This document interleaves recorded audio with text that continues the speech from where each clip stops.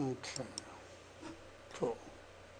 For those of you that are online, once I begin the presentation, I can't see chat messages, but if you have questions, you can go ahead and type them in, and I'll get to them when I get to the end, if there's any questions. Cool. This is a career session. This is an information session about real estate careers. I assume that's why you're here. And what we're going to do is we're really going to talk about three subjects. One is why real estate.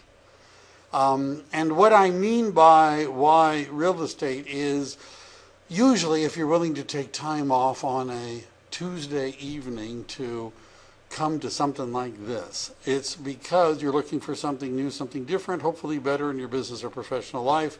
I'm assuming that's why you're here. And so why real estate? Why would you want to get into the real estate business? What are the advantages? Is now a good time to get started?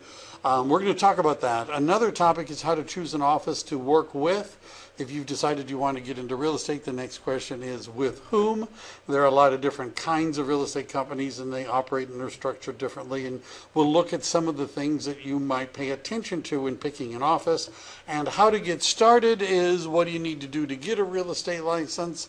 How long does that process take? And how much does all that cost? Does that sort of sound like what you came to hear?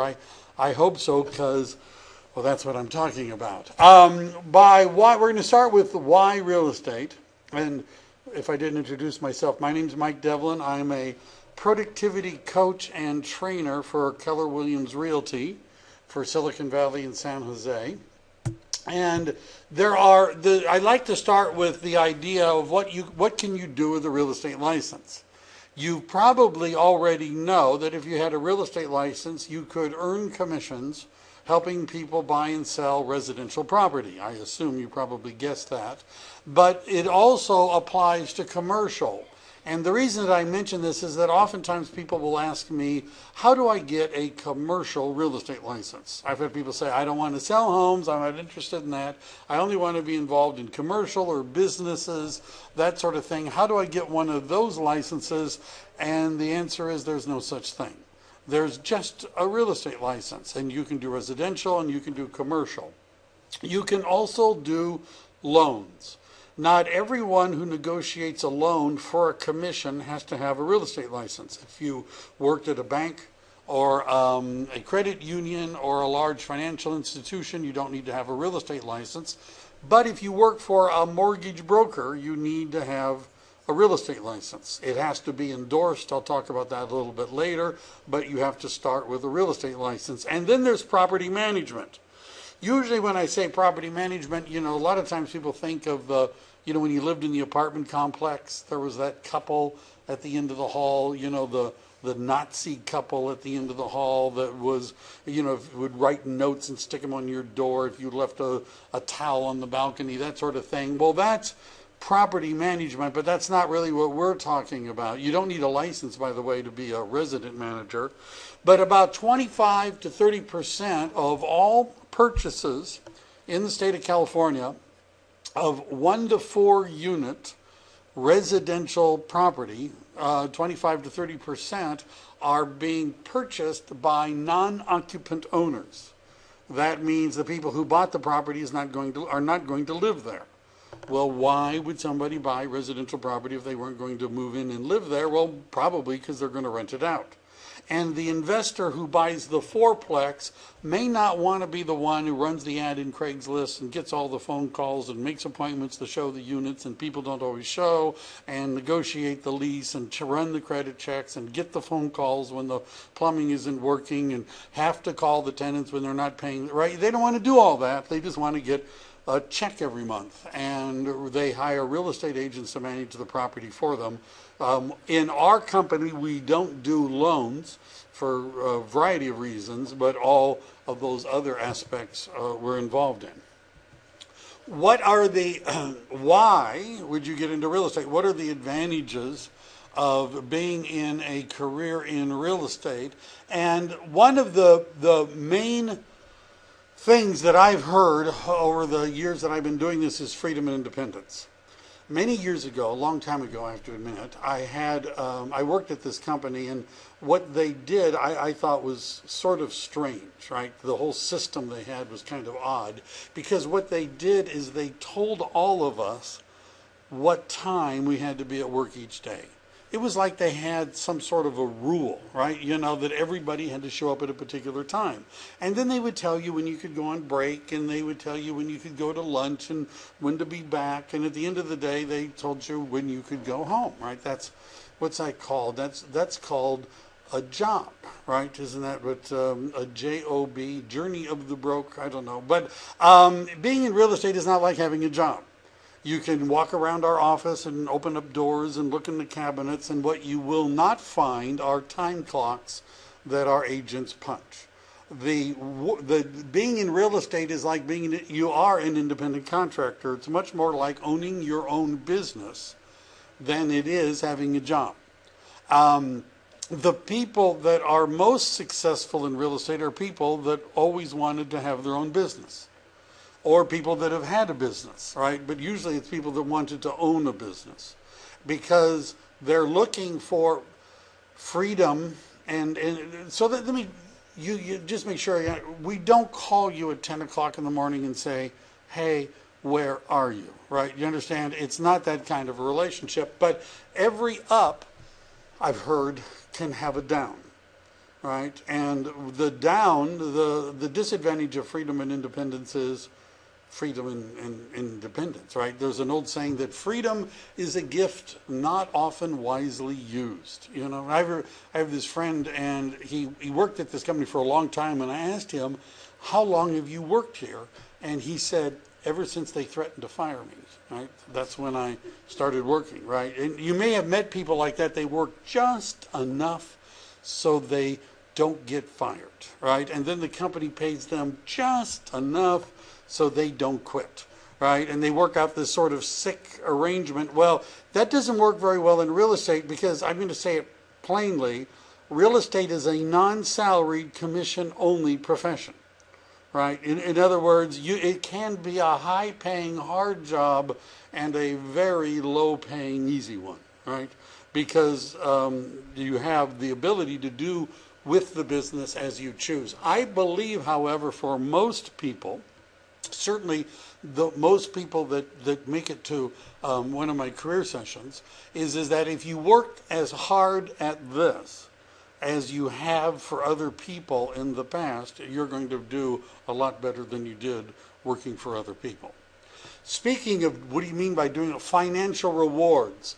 You know, the amount of commission that a real estate agent gets paid is not chiseled in stone. It's not set by law. It can be negotiated. But a typical sale of real estate in Santa Clara County, a real estate agent would be earning somewhere between $10,000, $15,000, and $20,000 in commission, right? If you looked at an average price, or how about this, a median priced home in Santa Clara County, the gross commission on a typical sale would exceed $15,000. So the question is, well, when people say, well, how much money can I make? The answer is, how often can you do that, right? Because, by the way, just so you understand, in real estate, there's always two sides to a transaction. There's a buyer and the seller. So if it were let's say a $20,000 gross commission, each side, the buying side and the selling side, would be getting $10,000. So how often can you find a person who wants to buy a home who buys, and find a person who wants to sell a home who sells? You can sort of get an idea. Our average commission that we pay to an agent is over $15,000. You know, if you did one a month, 6 buyers and 6 sellers, could you live on that? You might have to cut back a little, but you understand. Some of our agents are doing are closing in on doing 50 transactions a year. Our office has a training program called 36-12-3, which is a 5-year plan, where at the end of 5 years you'd be doing 36 transactions a year, with an average commission being in the $15,000 range. Financial rewards. And I know what you're thinking, probably, that if you ever made that much money, you would have no idea what to spend it on. I'm sure that's what I'm sure that's what you were thinking. But usually people don't have trouble thinking of things to spend it on. But one of the things that real estate agents spend it on is investment opportunities. There's a great American philosopher / comedian, Will Rogers, once said, "Buy land, they ain't making any more of it." And real estate agents invest the money they make in real estate. There's a saying that we live on our commissions, but we retire on our investments. And finally, there's security. Now, what I mean by security is you can fail, but you can't really get fired. I have a friend who worked for Hitachi for 28 years in the hard drive division. He was a mechanical engineer, 28 years, and they laid him off right before retirement. And they said it was nothing personal that they laid him off, because they laid off the whole department, actually the whole division, actually the whole building, the whole plant. They closed everything down and it was moved overseas. So I'm not saying he was a perfect engineer, but even if he had been a perfect engineer, it would not have saved his job, right? It didn't matter how good of a job he did. Somebody decided that that job did not need to be done there anymore, and that's it. Well, being in real estate, because you're an independent contractor, you can fail at it, but you really can't get fired, right? Do you understand? Because you could always go to another office. You could get a broker's license, which I'm going to talk about a little bit later, and start your own office, right? If you can't get along with other agents, you could start your own office, right? You understand? You can be bad at it. You can fail at it, but you can't get fired from it, right? If you're good at it, nobody else can tell you that what you're doing isn't important anymore. I had to put this in. Career Bliss, which is a site that I have to admit I don't follow all the time, did this survey, and they rated what they called happy careers. And they had, if you wanted to Google search this, you could read all about it. But at the top of the list, using their Bliss formula, were real estate agents that had the highest. They topped the list of happy careers. This was, by the way, I got this from Forbes magazine, just in case you think I'm making it up. Types of real estate careers: there are full-time agents or even big-time agents. We have a couple of people that are closing roughly a transaction every week. There are part-time agents. We call them a dual career division. There are some people that are in real estate but have another job or another business. We have a referral-only division where people that only want to refer business, they don't want to have to they don't want to have to join the multiple listing service and show property and do all the marketing that's required to sell property, but they meet people that want to buy or sell real estate and they refer the business and can get paid. We have a team system. Keller Williams is very big on teams, and a mentoring program for new agents as well. These are all the different, categories. Gary Keller, who, by the way, admittedly is the Keller of Keller Williams, wrote a couple of books, actually several of them. His most recent one just made the New York Times and the Wall Street Journal bestseller list. But he wrote a book called Shift a few years ago. And in the book Shift, he talked about something called the law of equilibrium. And what I've quoted some of it here, it says the available income in a market determines the number of agents in that market. When the number of transactions falls, so does the number of agents. So what they're saying is that when real estate agents on average are making a lot of money, more people want to become real estate agents. When real estate agents on average are not making a lot of money, fewer people want to be real estate agents. That seems kind of obvious.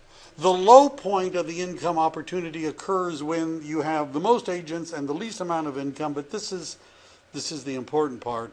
The high income opportunity point occurs on the way up, when the fewest agents are chasing the most amount of money. Well, one question is, how many real estate agents do we have in California right now? Do we have a lot? relatively speaking, or a shortage? Well, December 2012 was the last month the Department of Real Estate released statistics. They don't do it all the time. I have to admit, I haven't looked in the last week or so.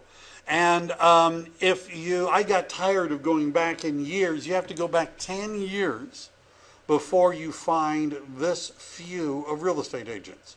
You can see that it peaked in 2007. The market, by the way, peaked in 2006. But the number of agents peaked in 2007, and every month, every year after that, there's been a steady decline.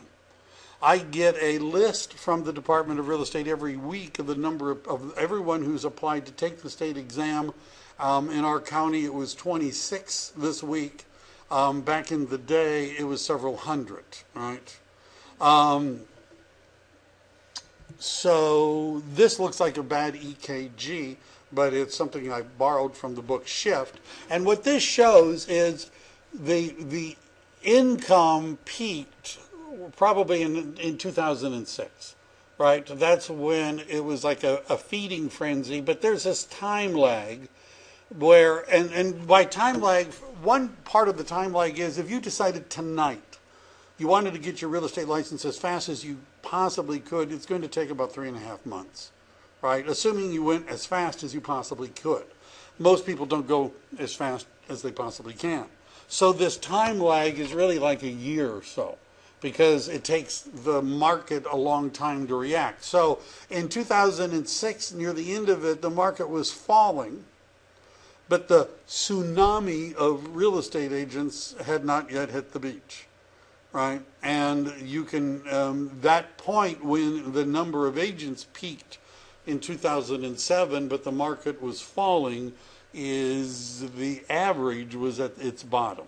By the way, people that are professional and have been in the business a long time made money during those markets. Do you understand? But there's this herd that moves in and then moves out, right? You know, depending if the opportunistic group. And that was the worst time to get into real estate. So people weren't getting into real estate. The question is, where are we now? And the answer is, I believe we're down here, right? People don't ask me. People up until about 6 months ago were asking me, when is the market going to rebound, right? And I was like, do you read anything online, right? And it's already rebounded. But certainly in Silicon Valley, the market has already bounced up, right? And so now is, in my belief, it's better to get into the real estate business when the market has been down but is picking up than it is to get into the business when the market is been up but going down, right? You understand? So, and for those of you that back in the 2005, 2006, I was renting the big room at the Westin Hotel in Santa Clara to do these sessions, and I'd have 160 to 185 people in the room. For those of you that are online, we're a little short of that, a little short of that tonight, right? But you understand, if the market keeps picking up and sales keep picking up, there will be more people in the room, right? It's better to get started now than it is to wait for the market to pick up more. There'll be more competition.